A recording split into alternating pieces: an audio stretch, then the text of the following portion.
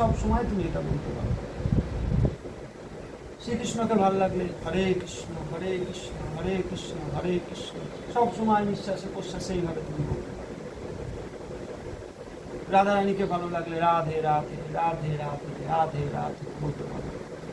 এগুলো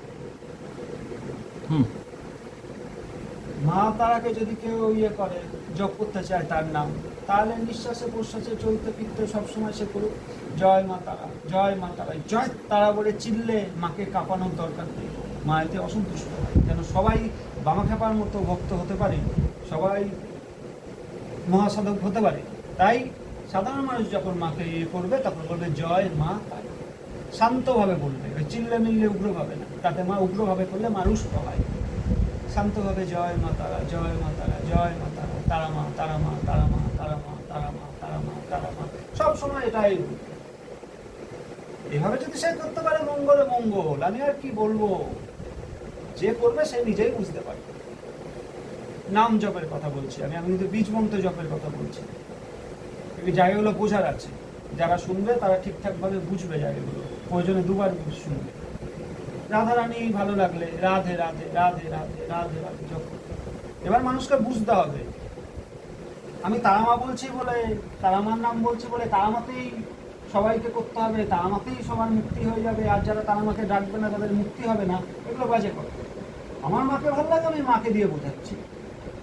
এবার যারা গোবিন্দের ভক্ত তারা গোবিন্দকে ডাকুক, যারা মহাদেবের ভক্ত তারা মহাদেবকে ডাকুক, যে যে নামেই ডাকুক তার মুক্তি হবে, সে পথ পাবে, রাস্তা পাবে।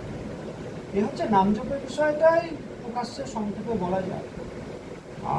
আর বিশেষ যে জপগুলো আছে তোমার, ওগুলো অনেক বিধি আছে, ওগুলো অনেক কিছু আসন শুদ্ধি, জ্ঞান শুদ্ধি, দেহ শুদ্ধি, বন্ধন করে বসতে হয়, করে জপ হয়, হাত শুদ্ধির ব্যাপার থাকে। তারপরে তোমার মালা আছে, রুদ্রাক্ষ মালা আছে। মহাসাধকদের ক্ষেত্রে যারা মহাসাধক, শঙ্খ মহাশঙ্খ বহুবিধ মালা আছে, এখানে দু তিনটা আমি বললাম। সব থেকে সোজা সাধারণ মানুষের ক্ষেত্রে একটাই, তার নামটা সবসময় জপ। জপ কাকে বলে এখানে বুঝতে হবে। জপ কাকে বলে?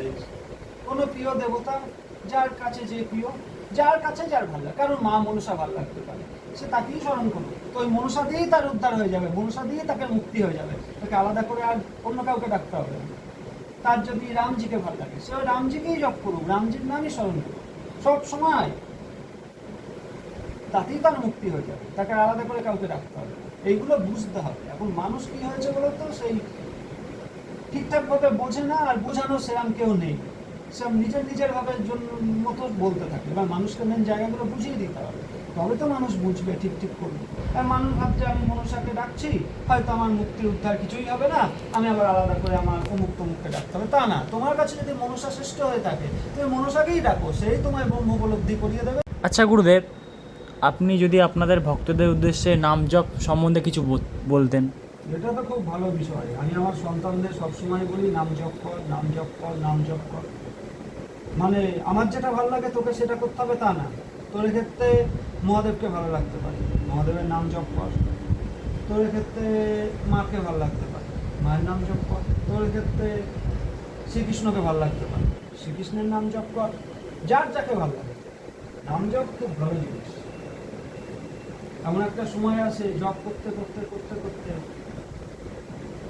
যে ব্যক্তি জপ করছে তার উপর বিশেষ আশীর্বাদ বর্ষিত হয়, আর তার লাইফে বিশাল পরিবর্তন লক্ষ্য করা যায়। এবার জপ তো বহু প্রকার আছে। তোমার মানসিক জপ আছে, মনে মনে জপ করতে পারো, আসনে বসে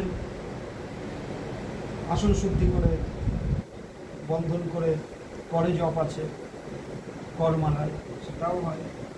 আবার রুদ্রাক্ষের মালায় জপ আছে, সেটাও হয়। তুলসী মালায় জপ আছে, সেটাও হয়। শঙ্খমালা, মহাশঙ্খমালা, বহুবিধ আছে ব্যাপার জপ। এবার সাধারণ মানুষের ক্ষেত্রে অজপায় জপটাই ঠিক আছে। এক সাধক একটা কথা বলেছে,